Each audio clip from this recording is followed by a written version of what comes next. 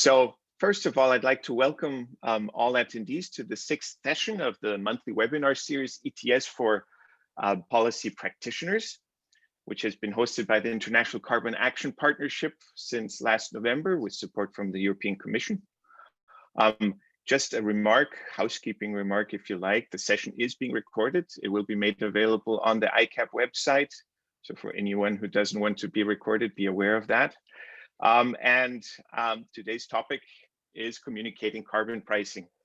Just a quick word on that. I think, for all of us who followed carbon pricing, we know that it has many strengths as a policy instrument to deal with climate change mitigation, but alas, it's not an easy political sell. So being politically easy to implement is not one of those strengths typically. We've seen pushback against carbon pricing policies in provinces like Ontario or in the country of Australia in the past. Some even say that the Gilets jaunes, the yellow vest protests in France a few years ago, were partly linked to carbon pricing or energy tax increases. And it's typically been considered not easy to get public support for, and also support from stakeholders affected by it. So communicating carbon pricing, having a robust strategy for carbon pricing communication is considered key in order to have a sustainable policy, a sustainable implementation of a carbon pricing policy. And we have a really stellar panel. I couldn't wish for a better panel to share insights and discuss with us how to get to such a robust communication strategy and how communication matters in dealing with and in rolling out carbon pricing. I'll introduce the panel in a few moments. Just also to give us a sense of the sequence, we have 90 minutes for the webinar today to discuss this topic. The first 45 to 50 minutes roughly will be filled with introductory presentations and some remarks by the discussants who are joining us on the panel. And then we'll open up and hopefully at least 30 minutes at the end for Q&A with the audience. And you can use the Q&A function or the chat function in the Zoom platform to share questions with us. And you can also raise your hand if you like, and we'll try to call on you if you have a microphone and camera, of course. But I'll repeat those instructions once we get to the Q&A. So now let me move to introducing our panel. And why I say it's truly stellar is because I think we've been lucky in having representatives from all, let's say, the areas that matter in this discussion that can share insights with us. First, we have, of course, the public sector. These are the actors that have to implement carbon pricing, deal with the complex politics, engage with the stakeholders, and of course, design, come forward with the technical design of the policy. And for this, I'm very pleased to welcome Dr. Marco Heredia Fragoso, who's Director General of Climate Change Policies at the Mexican Ministry of the Environment, Semarnat, in the Mexican government. He's a lawyer by training and has an illustrious career in the Mexican government. So he'll be very qualified to share with us the relatively recent experience in Mexico in rolling out its national ETS as well as a carbon tax. Then we have Marisa Santicarn. So this is in alphabetical sequence. Marisa Santicarn, who's a climate change specialist at the World Bank. And of course, you know that the Partnership for Market Readiness has done a lot of work on building capacity, on sharing knowledge, creating a knowledge base on how to roll out carbon pricing, including a guide on pricing, on communicating carbon pricing, which I'm sure she'll reference and share a link to. And she previously has worked with the International Carbon Action Partnership, in which context she and I have had the pleasure to work together in the past. And then we have two discussants, as I mentioned, with reactions from the world of, say, journalism, communications, and media.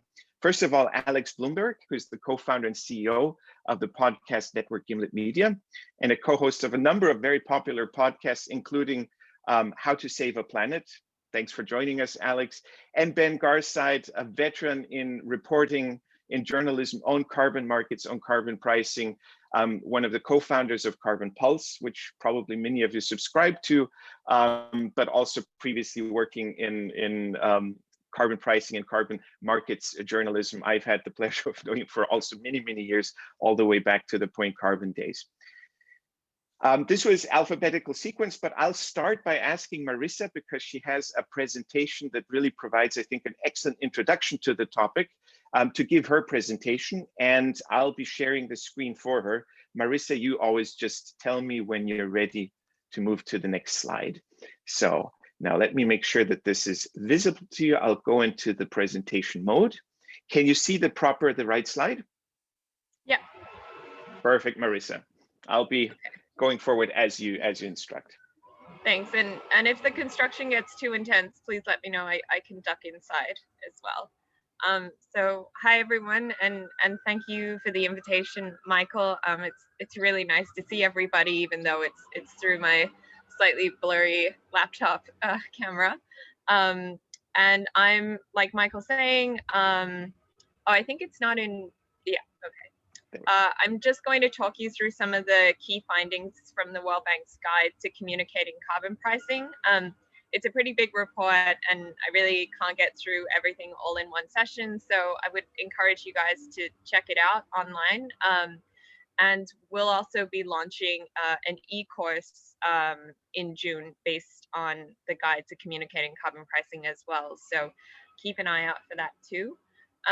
So, you know, why did the World Bank come up with this? I think, you know, like Michael was saying, through initiatives like the Partnership for Market Readiness and the Carbon Pricing Leadership Coalition, we've been doing a lot of work on a lot of the technical aspects of carbon pricing, you know, topics you guys are probably covering in the ETS Academy, like, you know, how do I allocate my allowances? How do I set my cap? But increasingly, we've had a lot of requests from countries and stakeholders to also look at the political economy side of carbon pricing. And as an Australian, I can also attest to how important that is as well from our own policy experiences, and also highlight some of the lessons learned and some of the steps in which countries can start to think about ways in which their communication strategy about carbon pricing can also play a key role in how the policy is designed and rolled out. And, you know, essentially, we ask questions like, how do you explain your carbon pricing instrument? What are the benefits of it? Should that change depending on the audiences you speak to? How will they be affected by a carbon price? Because much like efforts to reform fossil fuel subsidies, carbon pricing will also raise a lot of questions about basic commodity prices that are really quite sensitive, particularly to developing countries. So I mentioned some of the reasons why it's important to communicate carbon pricing, and here I think is also a quick summary. So by integrating communications concerns quite early on, it's a good way of maybe finding some supportive advocates of carbon pricing, and it allows you to build that broad-based support. In addition, you know, by having that conversation with different groups of stakeholders and audiences, it's an opportunity for policymakers to get really valuable feedback on their policy. And by doing that in an early stage and iteratively, you have the flexibility to be able to adapt and change your policy should it be needed, based on the kind of feedback that you're getting from your stakeholders. And hopefully, you'll end up with a much more durable policy that can survive, you know, for instance, changes in government or government priorities.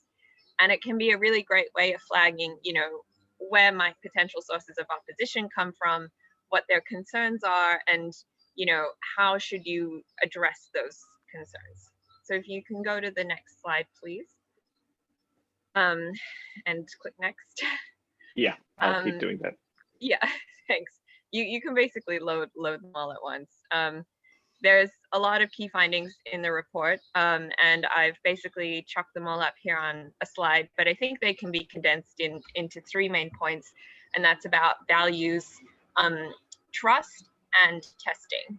And so to the first point, I think what we found through our work is that narratives that are based on people's values, identities, you know, essentially what they believe and care about, can be much more effective than arguments about economic cost efficiency. I know, shocking, but it's something that I think we need to remind ourselves of sometimes. And in addition, it's, you know, it means that we need to craft our narratives in how we talk about, you know, why is it that Mexico, for instance, is adopting an emissions trading system? We have to talk about it in a way that speaks to people's concerns and what they care about. And, you know, that probably also means we need to accept that climate change may not always be that number one concern for different groups of people. So the challenge is figuring out what do people care about And is the carbon price going to deliver them concrete benefits? And can we talk about it in a way that will engage these audiences and get their support? And one potential way in which some jurisdictions have found this to be quite successful is through the visible use of revenues. And by this, I mean, carbon pricing instruments have this added advantage of being able to generate revenue. And by using that to support specific projects and pointing to them, that can be a really great visible and concrete way of showing how a carbon price can bring benefits to different communities that might speak more convincingly to these audiences than, for instance, more abstract talks about cost-efficient greenhouse gas mitigation, which can, at times be quite hard to picture. And the second point is about trust. And so I think here, it's not only important that the message and the way in which we talk about carbon pricing is trusted by audiences, but it's also really important to consider who is conveying that message and the messenger. And then the final point I wanted to add is that we need to start thinking about communications as a science, and one that needs a lot of research, and one that ultimately also needs a lot of testing. And so throughout the guide, we give a lot of examples and suggestions about what has worked and what hasn't worked, but ultimately what really works in one jurisdiction may not necessarily work in another jurisdiction. And so having the time to be able to test your narratives, to be able to test your keywords will be really important, because that's going to give you the feedback to see whether or not those messages will actually resonate with those audiences. If you can go to the next slide, Michael. Absolutely. Let's see. There we go. Yeah. And so then I guess just to really ram home the point that communications is a science, and we've found, and research in the book has found, that communications is much more successful when they're driven by these narratives of shared identities and values. And most likely those values are not ones of economic cost efficiency. And in particular, if you look at a lot of the work of behavioral economics, I think carbon pricing has an additional challenge in that people are very averse to, even paying a small cost, even if that's to avoid, a future cost or even to get a future benefit. And so dealing with this additional hurdle also makes talking about carbon pricing much more challenging. Can you go to the next slide, please? Okay, so what do I mean by this? And I wanted to give a quick example about the ways in which we traditionally talk about climate change and carbon pricing. So I think generally when we talk about climate change, and I'm sure Alex and Ben will have a lot of great insights here, the usual narrative is that climate change is a dangerous and future threat, and it's going to have a really big cost. And as a result of that, we really need a carbon price. If you can go to the next slide, Michael. And essentially, we say, well, look, climate change is going to impose a really big cost, but if we pay the small cost of a carbon price now, in the future, everything will be fine. And so what you can hear in this narrative is basically, I just keep saying the word cost like 200 times. And for most people, in the end, all you're hearing is the word cost, and that just reminds you of things you have to pay in money. And that's just not something that is, a great thing for people to be reminded of. And then the other way in which we often see carbon pricing explained, and here you can also see this slightly exaggerated, but not really, cartoon about how the Australian carbon pricing mechanism worked, is that we immediately dive into this deep explanation of how exactly our emissions trading system is set up, or how our carbon tax is going to be designed. And to be honest, this is a really great thing for regulated entities, because they need to know how the system works in order to comply with it. But if we think about a lot of other policies or products, I mean, like, I don't know how my microwave works, but I've bought one anyway. I don't know how my smartphone works, but I know the benefits and I buy one anyway. So I think these kind of lessons are things that we may want to think about as we roll out our carbon pricing programs and communication strategies. It's not so necessary every time to explain how it works. so much as pointing to why we have a carbon pricing instrument in place and what the benefits would be. Can you go to the next slide, Michael? And yeah, basically here I've included some quotes. So the more you explain emissions trading, the less people like it. And I think this essentially, is driving home the point, not that emissions trading is a terrible instrument. It is quite elegant in the way that it internalizes costs, but people don't really need to understand the nitty gritty and be, sort of inundated with a lot of technical language. That's not going to be a way to build support unless you're talking to a very technical audience. If you can go to the next slide, Michael. And yeah, essentially, I know basically my presentation today is like cost efficiency arguments suck and economists aren't great. But for most people, talking about things like carbon trading or benchmarks or leakage are not going to be the kind of language that people really intuitively get. So we all, the language and terms that we use also may need to be reconsidered. Next slide, please. And so I promise I will also include examples of, where people have done the research and things have worked out well. And one of the places where there has been a lot of research is in Canada, both on the subnational and federal level, where they had done a lot of testing as part of their broader carbon pricing strategy as to what works and what doesn't work. And what they basically found is that for a lot of Canadians, talking about fairness was a really effective way of engaging people on carbon pricing. And so I've highlighted some of the keywords here. There's talk about fairness and sharing responsibility. And you can also see in the second paragraph, they're also very clearly pointing to the demonstrable benefits of putting a price on carbon. If you can go to the next slide, please. And I mentioned early on that it's not so much the message, so much as the messenger as well. So another aspect to think about is who is actually going to be the person who's delivering that message. And depending on your audience, you may want to consider different messengers to reach out to them. For instance, if you're speaking to a group of businesses, would it be more persuasive for them to hear from somebody within that business group and within that community per se, who is already trusted by them and speaks their language? Can you go on the next slide, Michael?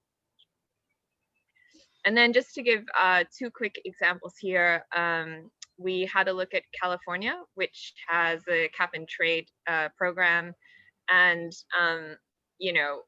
talked with them about essentially how they built support for the cap and trade and how the communication has perhaps evolved over time. And so what they had told us is that in the beginning, it was very important to explain to people what the cap and trade does, and also to dispel a lot of misconceptions about, well, no, our cap and trade program is not really the same as this, and it will do this, but it won't do this. So to clearly set expectations and to explain very clearly how the program fits in their broader climate change strategy. And then over time, as the program started to generate revenue, they were also able to very clearly point to projects like, for instance, public transport programs or programs that supported lower income communities. They could point to them and say, like, look, these are the benefits that our cap and trade program is delivering to your community. And in Chile, we've also done a lot of work with them on their carbon pricing communication strategy as well. And what we found is that, air pollution is something that is a really big concern. And so as part of their messaging, but also as part of their policy design, they've looked at ways in which addressing air quality and improving that air quality can be a message and a benefit of their carbon pricing policy. Can you go to the next slide, Michael? And then finally, I just want to end with sort of two big questions you might have when it comes to communicating carbon pricing. And the first, I guess somewhat weirdly, is whether or not you want to proactively communicate carbon pricing. And I realize that basically undermines my whole lecture at this point. But I think, in many cases, there may not be a need to be so proactive and out there with how you talk about carbon pricing. You know, we've seen a lot of jurisdictions who have passed, for instance, environmental fiscal reform to set up a carbon tax, or have passed an emissions trading system with very little fanfare and without a need to go out and drum up that support for your carbon price. You know, not being so proactive means you may not draw attention to the policy, which also includes, you know, perhaps critical attention. At the same time, being quite proactive may allow you to set the tone of the debate. So there are pros and cons that, you know, you basically want to toss up when making this decision. And on the next slide, the second aspect to think about is how much you want to focus on climate change. And so, of course, you know, we are all putting these carbon pricing policies in place to combat climate change, but the question is, how much do you want to foreground that argument when you're talking about why you have this carbon pricing program? And I think in countries where concern about climate change is very salient, that might be something that makes sense to you. But perhaps in jurisdictions where it may not be the top concern, or maybe where there's a lot of political polarization on the issue, which is something I guess living in America you're very conscious of. You know, maybe that's something that you don't want to immediately bring to the front of your conversations about carbon pricing. And I know I have a couple of slides at the end, but I think this is basically just to show, you know, your general carbon pricing policy design process, and you guys can look at it later in a bit more detail. But essentially, to make the point that communications is not really something that should be chucked in at the end once you've already set your program and policy design, but something that should really be thought of at the outset and done throughout your design process, because they can really feed and support one another to build a more robust carbon pricing program. And with that, I hope I'm under my 20 minutes. And on the last slide, you'll basically just see details for the website, and I'm happy to answer any questions and be in touch with people via email. Thanks, Michael. Thanks very much, Marisa. And very importantly, the link here to the report, to this excellent guide that the Partnership for Market Readiness released. I'll stop the presentation now and stop sharing the screen. So again, thanks, Marisa. I think this set the discussion, the stage for the discussion in an excellent way. Of course, many in our attendees, in our among our participants, are precisely sitting in countries, often in the emerging, you know, in the developing world, in emerging economies that are looking to implement carbon pricing policies, specifically also emissions trading systems.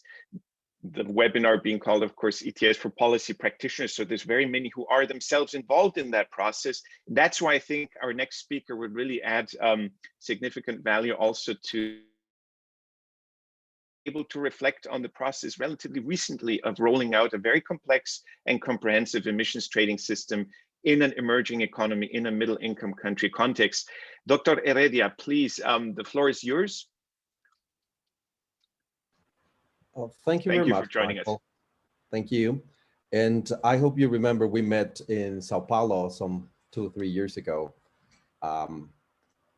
in this conference. Yes. Climate strategies. Climate strategies. That's right. Yes, we were there. And it's good to see you again. I wonder if you see my screen there. Do you see my screen? Not yet slides. We see you. Okay. Can you see it now? I hope you can. Still not. If you have slides and you would,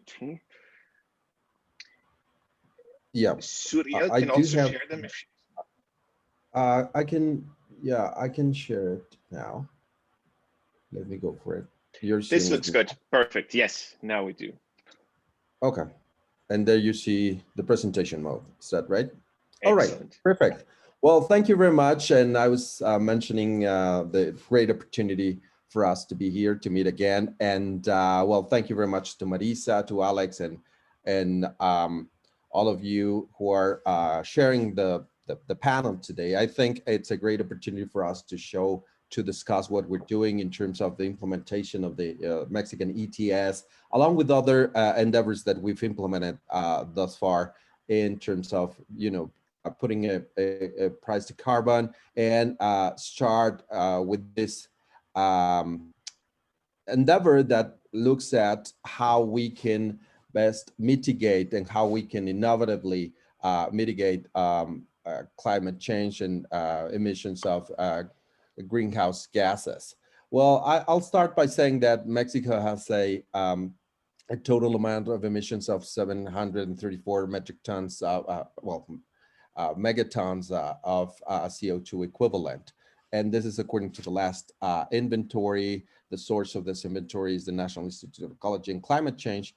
And it has gone through a major review and a major overhaul of its methodology to show a more appropriate way of depicting the emissions that we are contributing to the world. We're around the 12th, 13th place in the overall perspective. Well, talking about the ETS and how it fits into the overall policy framework, it is important to mention that in 2015, Mexico submitted its first intended contributions at the time. And from there to this point, there's been a number of elements that have been put in place, starting by modification of the general law on climate change, the adjustment of that to provide for the implementation of an emissions trading system. And this has been whole process that started in 2018, where there was this modification to the legislation. And then we started with a process of putting together preliminary basis, the bylaws of this ETS in October 2019. And the first year, 2020, which has been a very difficult year for everyone in the world, I would say, but we started looking at the number of facilities that would participate in the emissions trading system, notably in the energy generation and in the industry sector that comprises different subsectors. Right now, we are in the process of assigning these allowances. We're in the process of identifying precisely what's each facility's allowance and how we will move forward towards the transition phase into the next year and have an operational phase in 2023. And of course, this is in line with our most recent update of the national determined contribution. As I was saying, this entails a process that's being, I guess, part of what I've been hearing from Marisa's presentation is that there's not just one solution in terms of how you communicate carbon pricing. My sense is that there needs to be a overall structure that that's put in place that provides for the different instruments, the different mechanisms that provide for participation, that allow that participation. In this, we are together with the Intersecretariat's Commission for Climate Change, which is the venue for discussion of what we're doing in climate change in the overall public sector. And of course, we have a national system for climate change that provides for public participation, that provides for relevant and distinguished persons from the social society that also participate, that also give opinions, that also provide insights to this commission, to the system for better implementation of the climate change instruments. So where we're right now is in the process of implementing what has been adjusted in our legislation. The fact that the emissions trading system is included, is in our statutes, is relevant, it provides the ground, is a very important base for or ground for us to move forward with the implementation of the emissions trading system.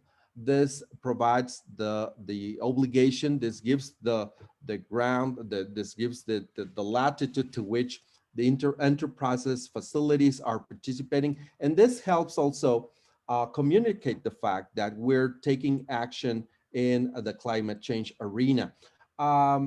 Maybe you've heard some of the latest.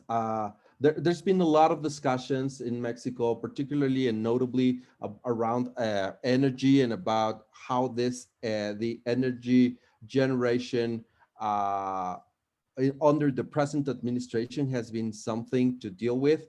And what I can tell you is that the emissions trading system, this innovative mechanisms, this innovative instruments provide the ground for looking for climate action.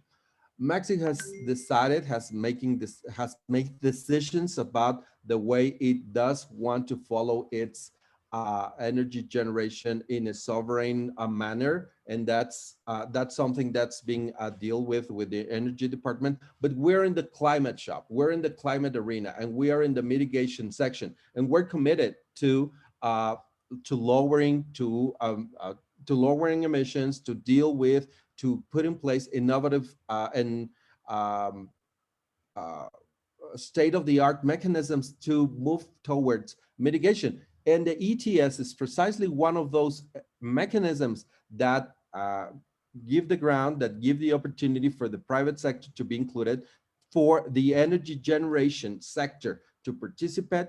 And as you all know, the cap for the emissions is something that we are very, very interested in and very keen on, you know, adjusting, and we're very keen on establishing a credible, a transparent and objective cap for the industries, for the facilities that are participating.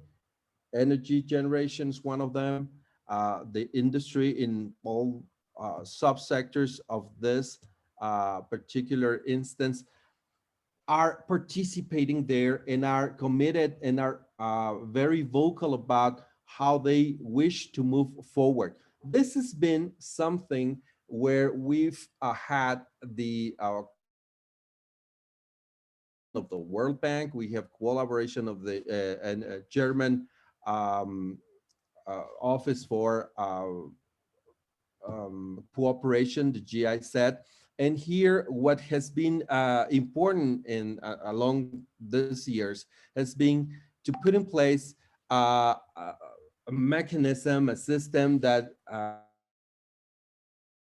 analysis is based on science, is based on a myriad of elements that need to be put in place: legal analysis, the data, the how we're implementing our MRV for the emissions trading system, the verification units that comprise independent verificators, how we are implementing lessons learned from other ETS systems, how we're using our own registration, our own emissions data from other mechanisms for other registries, and how the regulation responds to all of these elements. So there's been, I would say, an active and a very socially responsible participation from the private sector, which are the main, the main subjects of this regulation. And this is also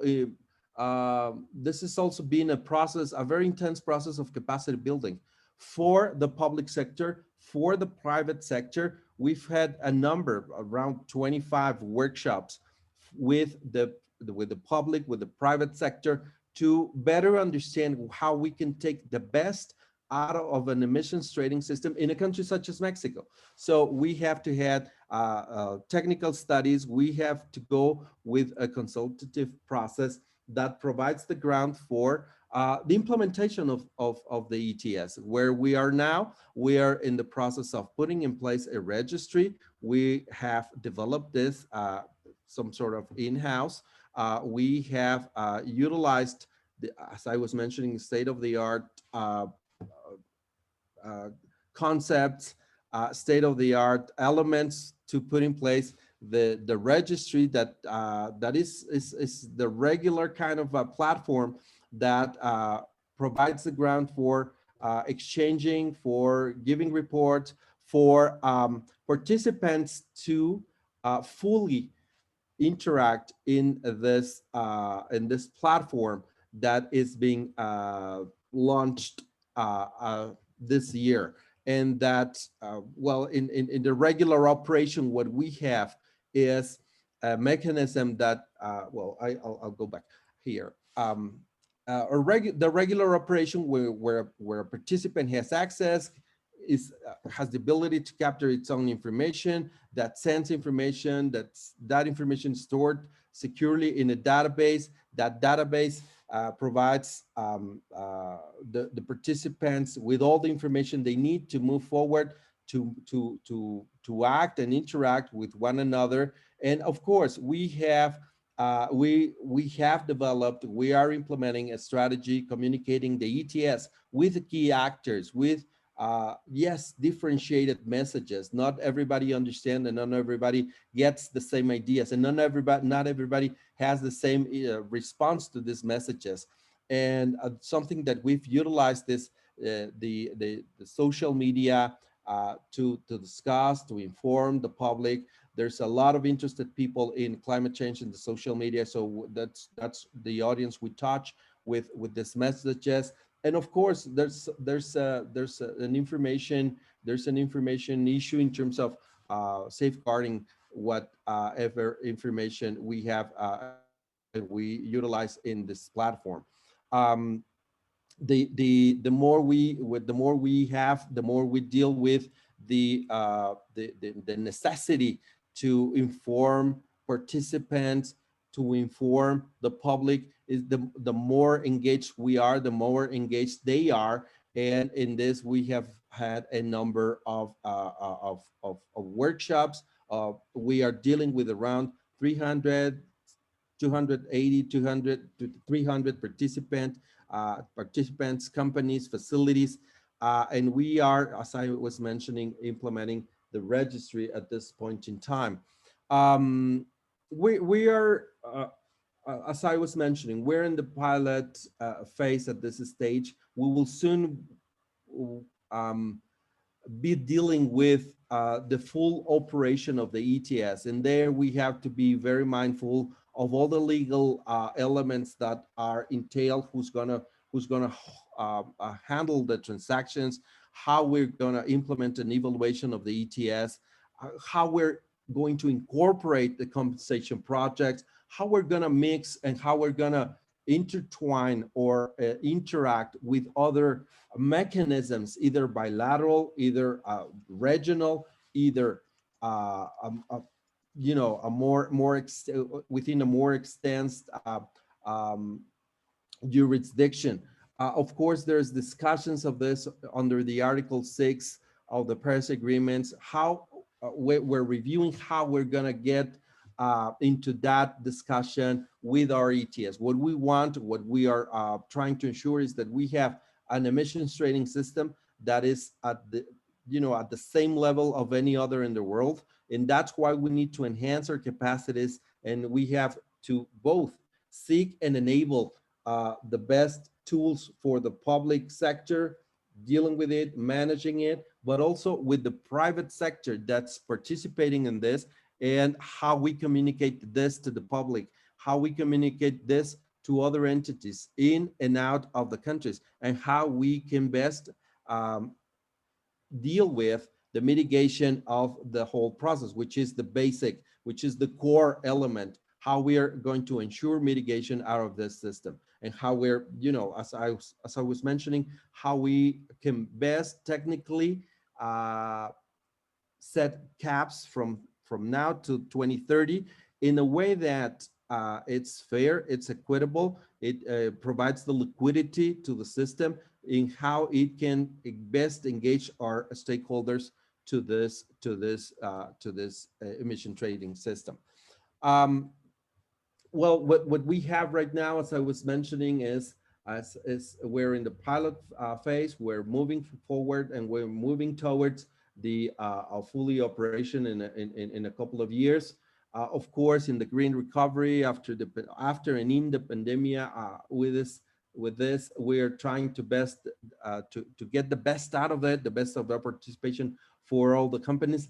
The 2020 something that's going to hit facilities because the production was not the regular one as we would have in any other regular year, and how we can best take the emissions trading system within the context of a recovery, the environmental transition, and achievement of our own country goals. And this is something we're dealing with at this point. I really appreciate and thank the opportunity to discuss the vision of a public entity dealing with managing an emissions trading system. And let me tell you, it's not an easy task. It's something that we all have to be mindful of, and that we can only get with the active participation of all sectors involved. We do have participation of the public and the private sector, and they are very keen on making the best out of this emission trading system. And that's what I can share generally at this point in time. If you want to know more about this, I'll be more than happy to answer any comments or questions. Thank you. Muchas gracias, Marco. I'm understanding that you can stay with us for the Q&A after the next briefer remarks. Perfect. Thank you very much. I can see in the discussion in the Q&A already that your presentation already sparked a number of questions. So please, we will get to those questions. No worries, they are on my radar screen, but I still first want to give an opportunity to our two discussants to comment on this, because I think it's really, really important. They work day in and day out. Marisa said communications is a science. One could also say it's an art. This is their daily sort of task, to communicate with the public, or in Ben's case, with the stakeholders as working with a trade publication. So starting with Alex, how would you reflect on what you've heard now from Marisa and from Marco, and also just from your own experience about this tricky task of communicating complex policies to audiences that are not always very receptive to the narrative? Yeah, so thanks Michael for inviting me to be here, and thanks to all the participants and speakers. It's really been fascinating watching your presentations. Just very quickly about who I am. In some ways, I feel like a poser, since I possess no special knowledge about carbon pricing or system design or any of the things that most of you are sort of expert at. I would say my one sort of field of expertise is taking complicated ideas and trying to communicate them in simple and entertaining ways. I've been doing that for most of my career in audio. First on a show called This American Life, which is in the United States, which is a sort of a documentary radio show. And then I launched a show called Planet Money on NPR, which is our sort of national radio program here in the United States. And that was a sort of a weekly show about business and economics. And now on a podcast called How to Save a Planet, which is trying to, our tagline for ourselves is a show about climate change that people actually want to listen to and don't just feel like they should listen to, but don't. And so that's sort of like what we're, that's our task is to try to make climate change communication something that you want to tune into each week without making it silly and stupid. So and it's tricky. And for most of my career at Planet Money, we were talking about the financial crisis. We were talking about, the financial world, and we were talking about economics. And I think as I was listening to what the previous speakers were talking about, I think one of the complexities that's built into this is that carbon pricing is an inherently market idea. It's an inherently economic idea. And regular people hate economics, because economics is the study of telling people they can't have everything they want, and everybody wants everything they want. And so you're at already a disadvantage because it's an inherently economic idea. Most people, though they like basically the idea of living in a free market, or they like mostly the effects of living in a free market. They like to show up at the store and have the store shelves stocked with things that they want. They are very suspicious of the idea of the free market as a thing that actually gets them what they want, I think, because nobody can explain it. It's, you know, economists talk about it like, oh, it's science and they have graphs and everything. But then when you get to the like, but how does it work? They're like invisible hand. And so there's something very, very mushy at the center of this discipline. And I think that's pretty unique to economics. It's the most buttoned up of the social sciences, but it's still not a hard science. And so it's sort of like there's like this, or there's more graphs maybe than most social sciences, but it's still not a hard science. And so there's this like sort of fundamental tension at the center of economics. And so I think there's like this, so I think it just makes this, most people don't understand economics. And then when you're trying to explain, and most people are sort of suspicious of the idea of it.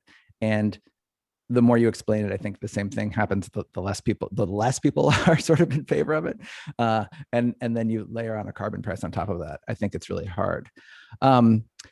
So, and I think the one thing I would say from my years of working at Planet Money. So Planet Money, we started as like, the very first thing we did was we explained the financial crisis. And we did this episode called the Giant Pool of Money, which just recently had the distinction of being the first podcast ever put in the Smithsonian. So like that was a very, very amazing sort of honor for me. That show was that we were able to sort of break it down and make it human. And what we did is we showed that like, it's this huge system, it's the financial system, and it's a financial system that had gotten very, very strange in that it was lending lots and lots of money to people who had no possibility of ever paying it back. And that was the fundamental question. And so we tried to answer why was that happening? And we went inside these systems, but we focused on people. And so we talked to a person at a Wall Street bank, and we talked to a person at a mortgage lender, and we told human stories of like, sort of like what it was like in the beginning. And then when everything turned, what happened? And there was this one guy who told the story of like, the minute everything shifted in the housing crisis, like all of a sudden banks that were willing to lend lots of money, all of a sudden, like basically on a day, they stopped. And then the next day, his mortgage brokerage firm, which had employed hundreds of people, basically shut down. And he described the scene where all these people who'd been on the phone every day, sort of like originating mortgages, all of a sudden were just like carrying computers out of the office into the parking lot. And it was this very vivid human scene of like sort of what actually happens to actual people. And I think the more you can connect the actual people to the system, the more people can see themselves in it and understand it. I would also say that there's, for me, I'm communicating a type of thing to a type of audience. And so on our podcast, we had, there was millions of listeners, mostly domestic in the United States, but we had like a good chunk of global listening as well. But it was like a mostly pretty educated crowd of people still, but not expert. And our job there was simply to explain in human language, in non-technical language, the concepts that the technical people sort of understand and have jargon around. So a lot of what we were doing is jargoning things, taking the jargon out of what we were saying.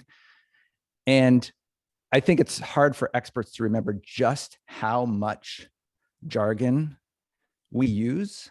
And so an example from Planet Money was we wouldn't say the word investor. Because sort of investor is an incredibly useful term when talking about economics and economic theory, because like investors purchase these assets and those assets then drive up the price of other things, et cetera, et cetera. But like most people don't know what investor means. They don't work on Wall Street. They don't have jobs in finance. And so it's just a murky term. And so we would always try to sort of get, so that even that level of jargon, we didn't permit in Planet Money. And an interesting thing that we found was that we had a sort of a lay audience of like people who had nothing to do with finance, or artists and graphic designers, and had never paid attention to money in the past. And they came because it just explained things to them, and it explained the world to them in a powerful way. It was exciting.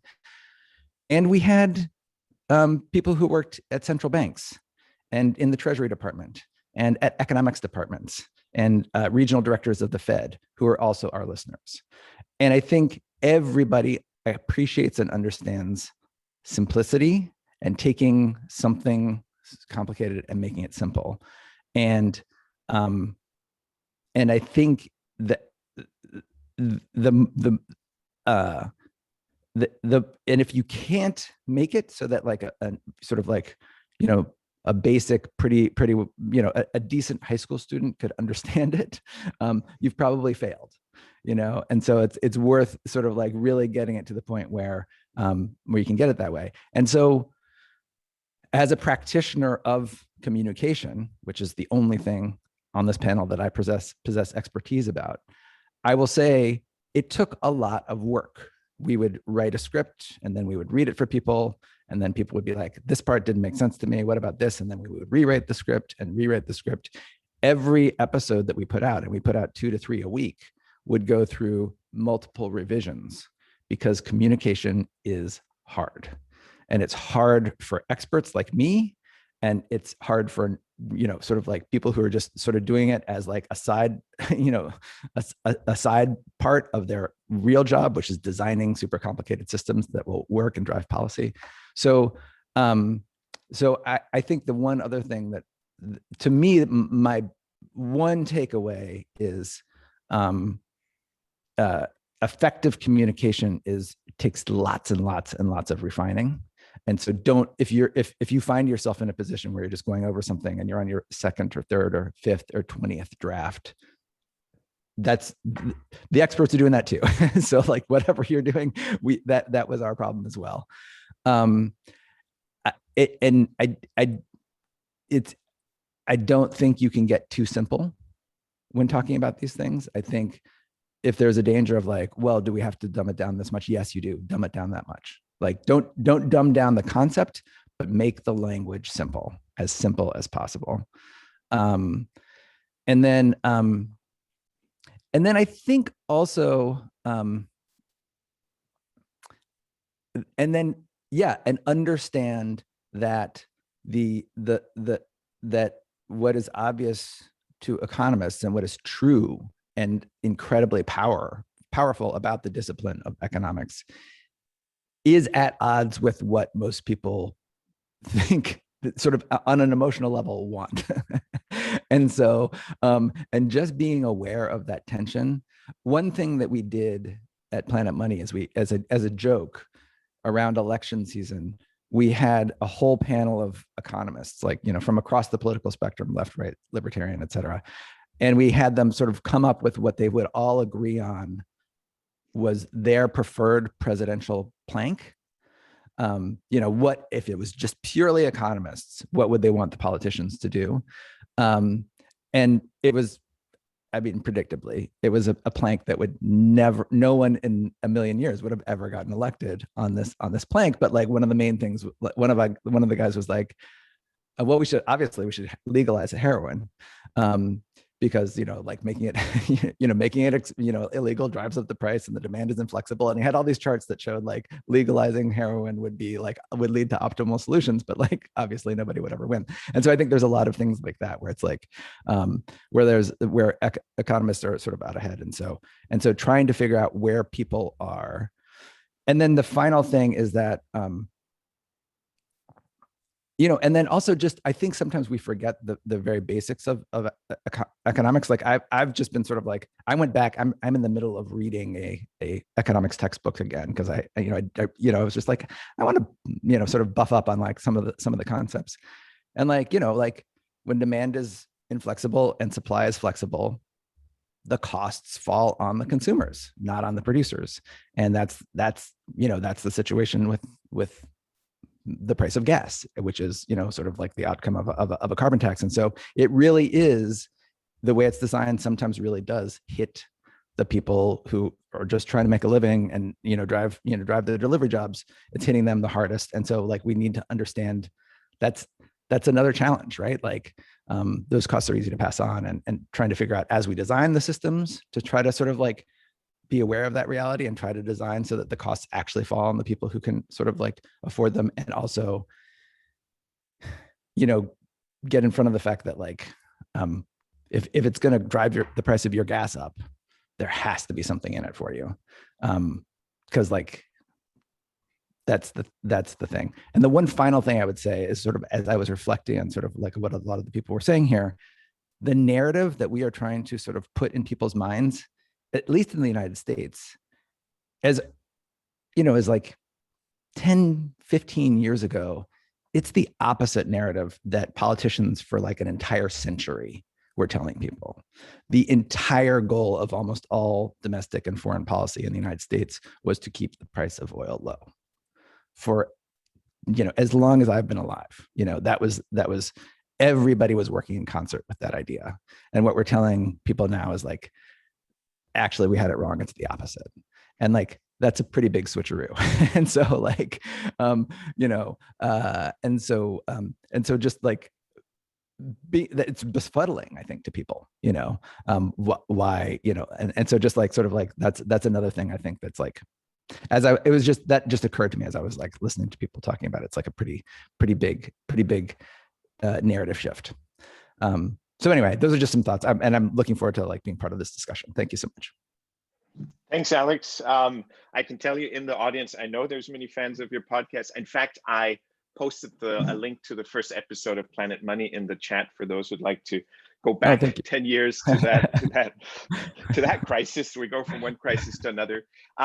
Turning to Ben, you've been a founder and part of the success story Carbon Pulse, which I think has become really sort of a go-to source of information on carbon markets, on price levels, on the latest policy trends, etc., around the world. It is focused on, I think, a more sort of probably a bit different audience than the public at large. It's more of a trade publication. Would you echo everything Alex said? Are there slightly different experiences that you've gained in that line of work?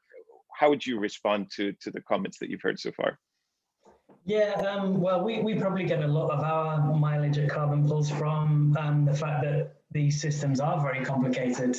Stuff's very fragmented, and people involved closely in it need a way to navigate that, and need some good information, specialized information in order to do it. So it's probably on the opposite front, really, and not at all a useful function for the general public in that sense. But yeah, I think a couple of things struck me in that we write for professionals, and not just for people looking at designing these carbon pricing systems, the companies affected by them, but even on a day-to-day level, people trading the allowance certificates. These sorts of people with 6 monitors right in front of them, tracking technical charts, power and gas prices at great detail, things like that. But when they're looking at carbon specifically, they're fully aware that it's a politically driven process, and certain things can even day-to-day affect the price of these certificates. If it's something Greta Thunberg is saying that day, they can, they understand how that's affected. That might affect how Angela Merkel is approaching the policies that she's dealing with over that year. So I think over perhaps of the previous year, talking like 2019 here, the people I'm talking to or was talking to, it became pretty clear through the Greta effect in this way that the EU was prepared to be more ambitious in what it was doing on climate change. and they were positioning themselves accordingly and expecting that, and sure enough, the EU did act, or is acting to raise its ambition. So yeah, even the traders within these markets are kind of fully aware that it's a politically driven process, and therefore things like surveys, public opinion, are greatly affecting these things. I think that's quite a noteworthy point to draw on. Maybe just a couple of brief points as well from Marissa's presentation. I think it was quite interesting that she noted that it might not always be important to be so proactive on your carbon pricing policies. That's quite an interesting insight, and I think it stands up quite well. I fully understand that Canada is a great example on expertise in how to communicate carbon pricing. They were on the front line. The government of the day really decided it was going to go at it. It was going to try to get this policy through when its neighbour to the south was reversing course. So that's really coming up against it. So yeah, that's the high watermark of the communications there. They've struggled and really fought a long battle in order to do that. And the reality of it is, we wrote something a few days ago that the emissions even ticked up slightly as these policies started. So whether you consider that the huge amount of rhetoric and political capital that is spent on this, there may be a trade-off as to climate benefits with that, and even the political benefits of that. You also, I remember things like at the COP, at the UN climate negotiations, you would get Jerry Brown, the governor of California. He would be heckled down by protesters for certain aspects of his policies on carbon pricing. Which is quite extraordinary when he was standing alone against, or standing together against the federal government of the day in having proactive carbon policies. So it's not necessarily these trade-offs the trade-offs to be made, and they're not necessarily obvious. Again, it depends, as Marissa said too, very much on national circumstances. So witnessing, if you're a resource, an economy dependent on natural resources like Australia, you're going to be in a much more different situation to my country in the UK, which very much had the winds in its favour around about 15 years ago, when it managed to get a lot of cross-party support for a climate change act that is kind of a model for how a lot of climate legislation is in place today. A long-term goal with very short-term and binding targets towards that goal. So you see a lot of that today, but a lot of things were in its favour in doing that. We had an energy system that had quite a relatively expensive coal. We had an abundance of natural gas out in the North Sea. And we had aging power facilities. So this nice course of action there that would have a very major emissions benefit, and a lot much easier decisions to take politically with that. That's allowed the government of today to kind of tout its climate credentials by saying, the UK has cut emissions the fastest in the G20, I think it is, over the last decade or so, and it's because of those carbon pricing policies.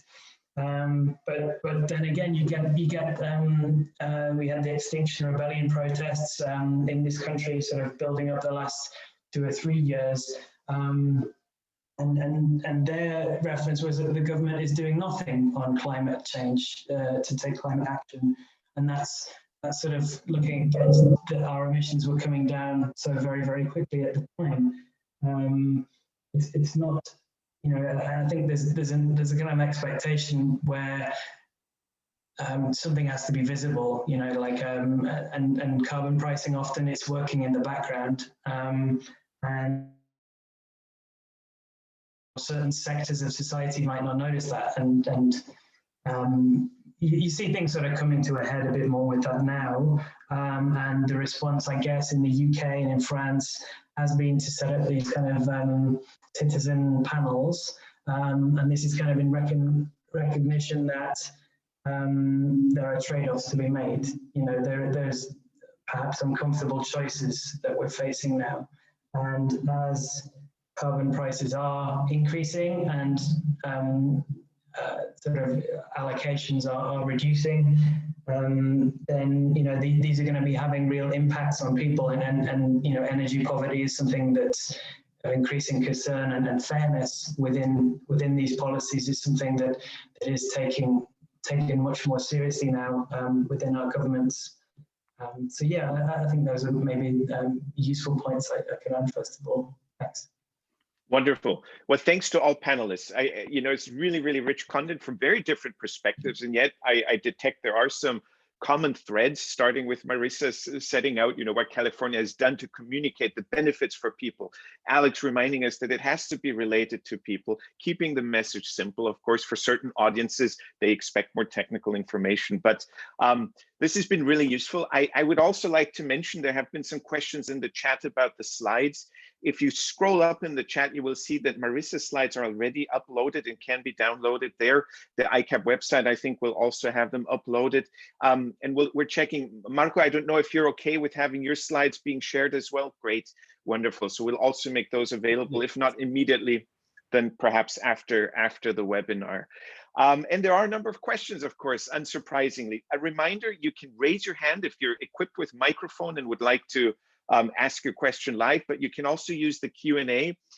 There's also the chat, but I think that gets a little bit chaotic. I have 3 things to monitor. So if you use the Q&A, I'd prefer that because we can then see which questions are unanswered. Thank you, Marco, for already starting to answer some, given the time constraints we have. I think that's very welcome and very efficient. But I've seen Andreas was the first to raise his hand, and in fact has 2 questions also in the Q&A. I would encourage you, Andreas, if you can, to unmute yourself. I think we may have to, I'm not a host, so I would ask Rishine or Renato to give you the speaking privileges, so to speak, so that you can ask the question live. Let's see if that works. And if Rishine, Renato, can we promote Andreas to speaking? Yes, there we go. Thank you. Andreas, please. You're still muted, but there we go. Hi, can you hear me? Yes, I can. Please introduce yourself briefly and your affiliation so we know where your question is coming from. Of course, I know you well, but the audience might not. Yes, great, thank you. So I'm Andreas Graf. I'm a project manager for EU energy policy for a Berlin-based think tank called Agora Energiewende. And we've been working a lot around carbon pricing communication in the German and the EU context. And so I had 2 questions. One is more for, I mean, for anyone, but mainly for Alex, and one is more for Marissa. And so my first question for Marissa was regarding kind of this political sensitivity to the salience of climate policy in different jurisdictions. And I've observed, at least, that carbon pricing is a more difficult sell in the United States. I'm a German and an American, and I know both cultural and political contexts. But to some extent, I'm recognizing that there's now a greater hesitance to even engage on the issue of carbon pricing, and especially among Democrats, for example, an effort to almost undermine any conversations around carbon pricing. I'm wondering whether you think this could have also kind of spillover effects on other jurisdictions, and how can we deal with that? Because of course, U.S. political context is often very influential for other political conversations. And then for Alex, you know, I just recently I've done a study on carbon pricing, and what I was very surprised by is that I saw very little research on kind of this very personal level, household level impact of carbon pricing.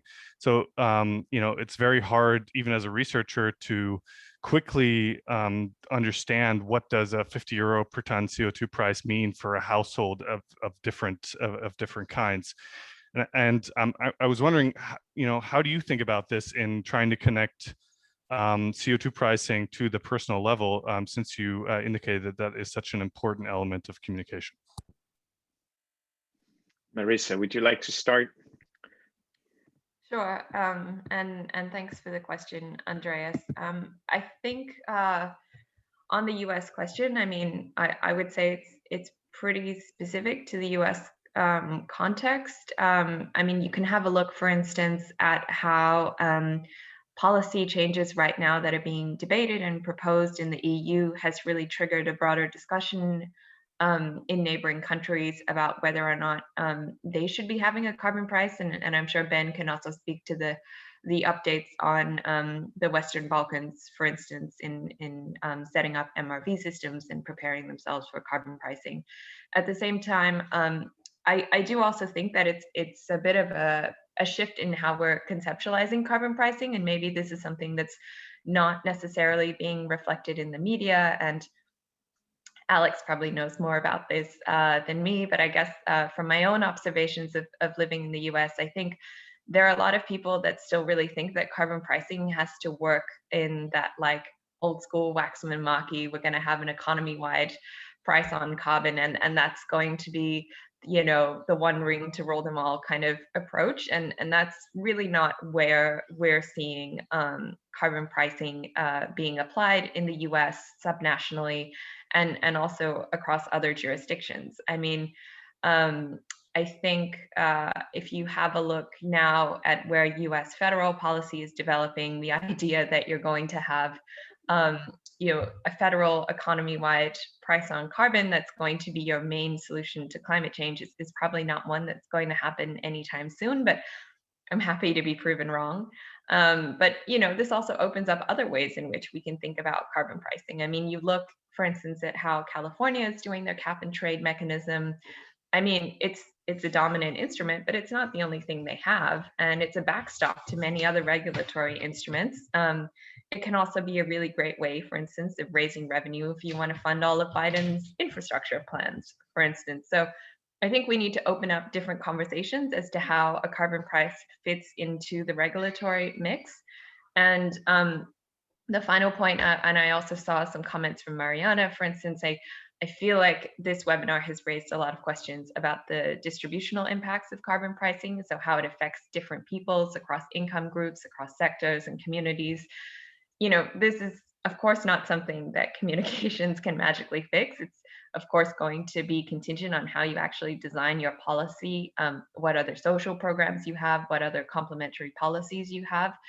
But what communications can do, I think, is really point out the fact that, you know, it's not about having an economically perfect policy. You need to make sure that you really assess and engage with different groups to make sure that they understand how a carbon price will affect them, and that you really design that carbon price so that the impacts, if they are negative, can be managed. You know, for instance, if you have like 12 houses, you're probably not going to be as greatly affected by a carbon price as other people. But I think those kind of concerns are things that need to be brought much more prominently to the policy design process. Wonderful. Thank you, Marissa, for that detailed answer. And Alex, there was a part of the question to you. Yeah, and it's sort of the how does a carbon price affect the average sort of home? And I don't think the truth here matters that much as well. I think a lot of this like does to echo what Marissa said in the US context, it's really weird, like, right, carbon pricing is seen as sort of like this radical leftist agenda, whereas I think in most of the rest of the world it's seen as like sort of like a weird corporatist sort of like greenwashing effort. And so I think so I think there's like different cells that you need to make. But when I think about what's happening with carbon pricing, I think about who is perceived to be paying the cost. And as we know with taxes, often the taxes are distributed depending on the economics of the situation and the sort of like the steepness of the various supply and demand curves, right? Like that's what ultimately determines who pays the tax. But if in the United States, my understanding is they're thinking more about like just sort of like a, sort of like setting a pretty bold standard, which then sort of like energy companies and auto manufacturers will ultimately have to meet. That is in effect putting a price on carbon, because if they don't meet them, they get, sort of like higher and higher penalties. It's not the perfectly efficient price on carbon that I think most economists and would dream of, but politically, I think it is much more palatable because it imposes the costs, or it is perceived to impose the costs on the big corporations and not on the regular people. And I'm all for that. Like, nobody but government leads with the tax, right? Nobody but government leads with like, this is going to cost you something. If you think about like going on a cruise and it's like all you can eat for free. And everybody knows it's not really free. But even me, I'm like, oh, it's all you can eat for free. I know the cost is baked in. I know I'm paying for that lunch. And yet I still will, it is still a sell for me. And if it's, and I know a lot of economics more than the average person. And so if it's a sell for me, it's a sell for everybody. And so I think a lot of times with a carbon price, especially if it's hitting you at the gas tank, it doesn't matter what the actual impact is. You see it and you see they are charging me more for gas. And it doesn't matter how much more. It's just like my government is hurting me at the gas tank. And so I think in some ways it's the wrong question. And I think that's the challenge, is to sort of like, we need the all you can eat buffet approach, not the, hey, everybody, good news, we're going to tax your gas approach. Alex, I work with economists at MIT. I'm a lawyer like Marco. Yeah. I work with economists, and they are indeed a strange specimen. So, I often have exactly those debates. Yes, but the political, how do people actually work? Anyway, so again, thanks to all panelists for being so active in responding to Q&A in written. There's been a tremendous amount of questions. We would have never been able to get through them live.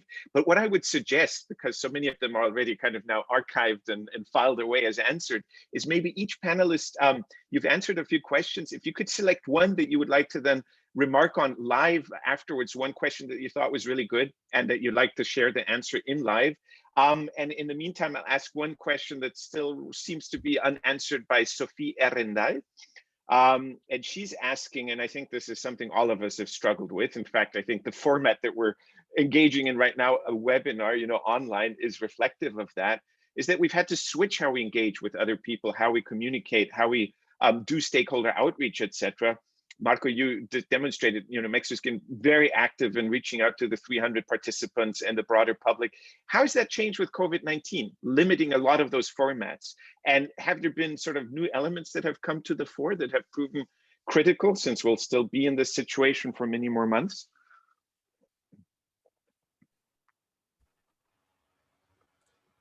Any takers? Marco, sí, por favor. Yes. Thank you very much, and thank you very much for the very interesting questions. Yeah, I started writing answers, otherwise it'd be a lot of time to answer them on live. But what I think is that COVID-19 has been a game changer in many areas, including how we manage, how we deal with climate change. And there's been a number of data, data information that we've gathered. This pandemics and the lockout have been like a kind of laboratory exercise for climate, for environmentalists, for a number of persons, devoted to analyzing social environmental phenomena. But I would say that yes, I mean, definitely there's been a game change in terms of how we deal with, how we analyze, what the data is that we're receiving from the lack of the intense activity in the regular state of affairs in the day-to-day life.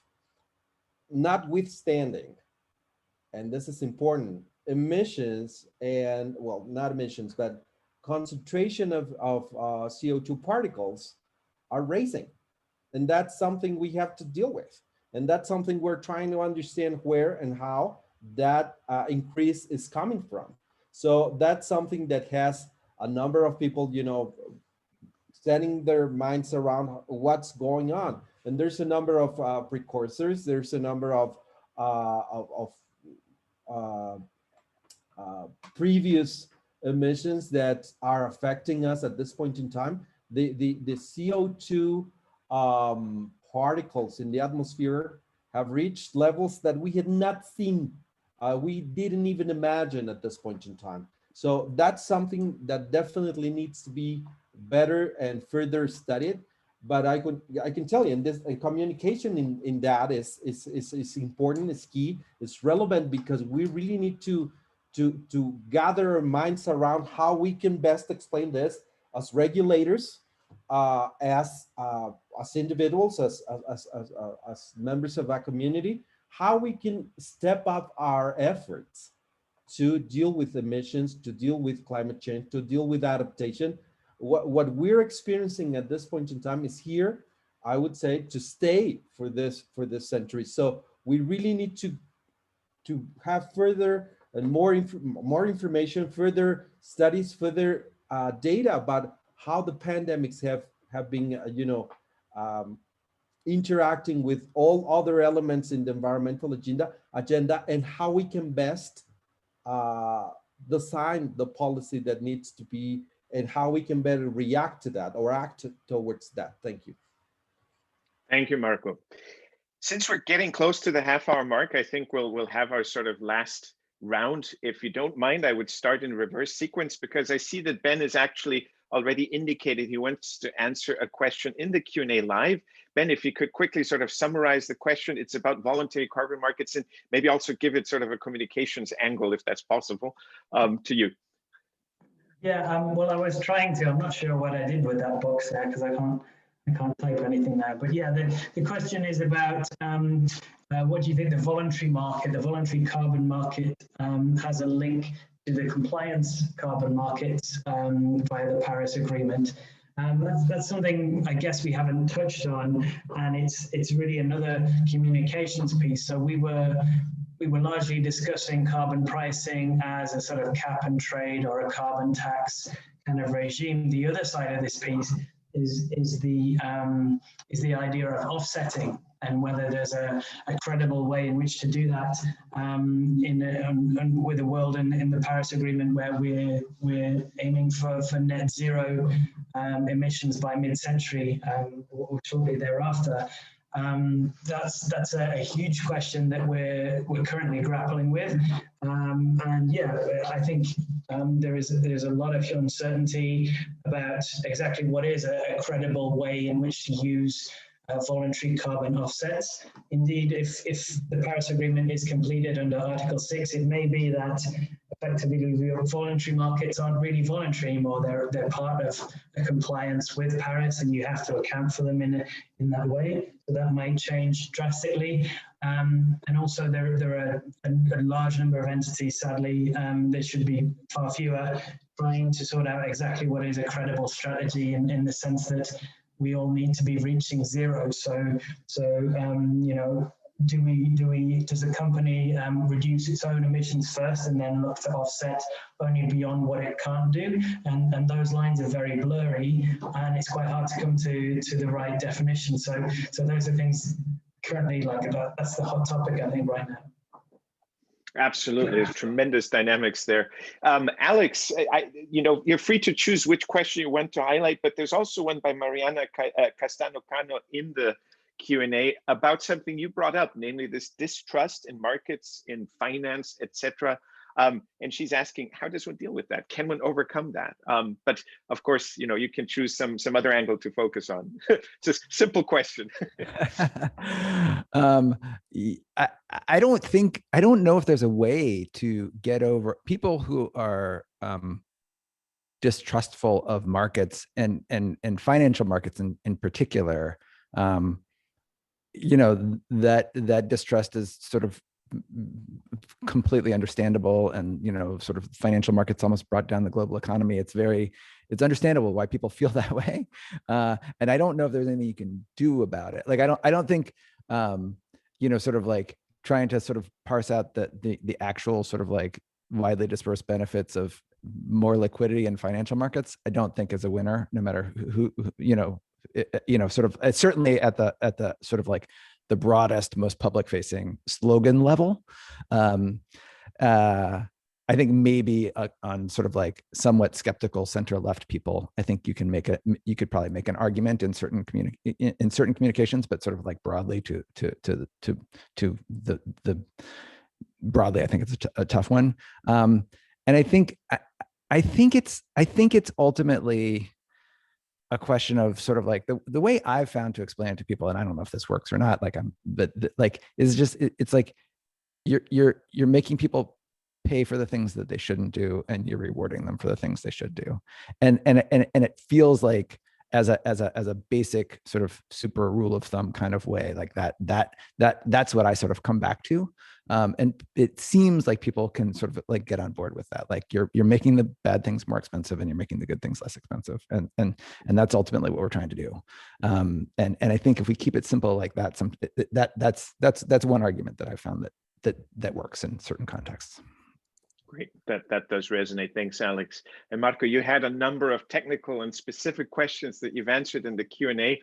Anyone that strikes you that stands out that you'd like to share with the audience? You're muted. Yeah, thanks. Yeah, thank you. Great. I guess that one question that I really liked when I was answering is, what are the challenges of a country such as Mexico? Middle income developing countries, trying to make the best out of this. When Mexico has oil, when Mexico has made decisions about energy and so on and so forth, how we can live with that? It's like a paranoia inside of the system, the ecosystem, trying to take advantage of the natural resources, but at the same time try to mitigate emissions and so on and so forth. So it's a kind of a dilemma that apparently it's unsolvable. But not. I guess that's something that, and I was reading also another question saying, is this really something? Is this a real solution? Is an ETS, is putting a price to carbon a real solution not to emit? Well, it has to do, it's not that simple. I mean, it's the way we have lived and, taken advantage of energy in the last 190, 200 years has been based on a production system that deals with burning fossil fuels. Now we need to change that from the very core of the economic production system. Now that has to change somehow, and that has to change in a very short period of time. And that's not easy, because the way we are structured as society, not as a country, the way we're structured is based on that. So now we have to make a shift towards less pollutant, a more efficient, less energy consuming means of production. And that is something where a country such as ours needs to step up and say, there's opportunities, there's windows, there's doors to be utilized to move towards what we know, what we can best make out of mitigation, and we really need to adapt. Mexico is in the way, it's in the trajectory of the major tropical storms in the Western Hemisphere. So we have to deal with adaptation. We have to put that into our planning processes. If we don't, then we're failing in that task. So it's a very challenging, but at the same time, it's a very clear that we need to seek for, implement, and develop innovative ways of mitigation, innovative ways and collaborative ways of mitigation. And an ETS is that. Now, there's a fundamental question that needs to be asked, and that is, what do you want an ETS for? Do you want it to make the companies more profitable, Or are you thinking about mitigation objectives, mitigation goals? Because if you aren't thinking about mitigation goals, then you have to set the framework towards that.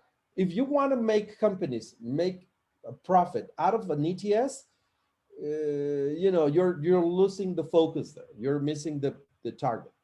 My sense is that that is a very complicated process, and that you really need to step up as an authority to say, well, what's the what are the objectives, what are the goals, and how we can best reach them, how we can best attain them. And that's where governance, that's where, you know, due diligence, that's where we really need to have everybody at the table, because it's not an easy task. Thank you. Thanks, Marco. And last but not least, Melissa, you started, you kicked off, and you have the closing words. Great, thanks for giving the woman the last word. I think I would just reflect on maybe one point that I feel like has been echoed by all the panelists, and it's probably just about taking that step back. I mean, I know this academy is all about emissions trading, and of course we've only been talking about carbon pricing this whole session, but you know, this doesn't mean that it's going to be the only thing that we're going to do when it comes to tackling climate change. And it doesn't necessarily mean that it's going to be the right solution for every single company and every single jurisdiction. You know, that's something that's going to depend on political and policy priorities, and it's going to depend on, you know, what are the other policy instruments you already have operating in your jurisdiction. So I think we always have to keep that part in mind. And, you know, that also allows then the communications to be a bit broader and say that, you know, well, we are putting an emissions trading system in place because it's going to help us, you know, for instance, make companies more competitive, or it's going to, we put a carbon tax in because we have set this renewable energy target, and it's going to raise money that we can use to be able to reach those goals. So thinking about how it fits in the broader space can be quite helpful, I think, both for the policy design and the communication strategy. And also, finally, I think we often forget the status quo. You know, of course, putting in a new policy is going to change things. It's going to create new winners or losers, and it's going to shift how things are working now. But, you know, and I think, I guess, particularly in the US, as we've seen, and I'm just saying that because I've been stuck in DC at home for the past year, you know, the way things are now isn't exactly perfect, right? You know, we've heard Marco talk about how for the past 200 years, we're living off a fossil fuel-based economy. And has that always been great from a health perspective? Who is already paying the costs there?